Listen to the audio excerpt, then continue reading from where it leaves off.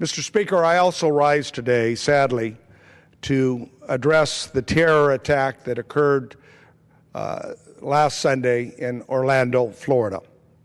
Today, the President and the Vice President are journeying to Orlando to mourn with those families, those friends that felt this terrible tragedy that has reverberated across America.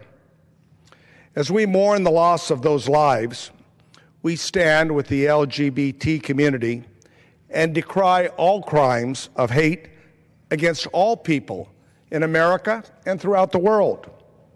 Sadly, in my district, there have been multiple instances of hate crimes committed, in part to the Sikh community and to other communities. In the wake of the deadliest shooting of U.S. history, issues like hate crimes, access to weapons, and the threat of terrorism are at the forethought and forefront of Americans. As members of Congress, we have to ask ourselves, at what point are we going to have an honest discussion about the continuation of hate crimes happening throughout our country? When is enough enough? If now is not the time, then when is the time? The deadly shootings that took place in Orlando, we know could have happened anywhere in the United States.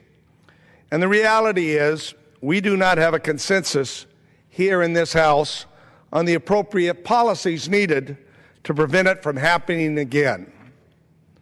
So I say it's time that we stop playing politics if we are ever going to have an honest discussion, a conversation about preventing hate crimes in America.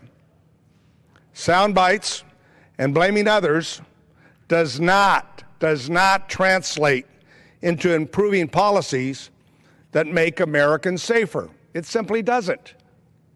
So I urge my colleagues on a bipartisan basis to thoughtfully discuss, hold hearings on these very important issues so that we can pass meaningful legislation.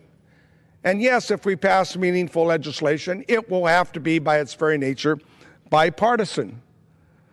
And pass it and send it to the President's desk so that it can be signed into law, so that hopefully we can point back at a time where we don't have to stand for a moment of silence for a tragedy that occurred in some part of America.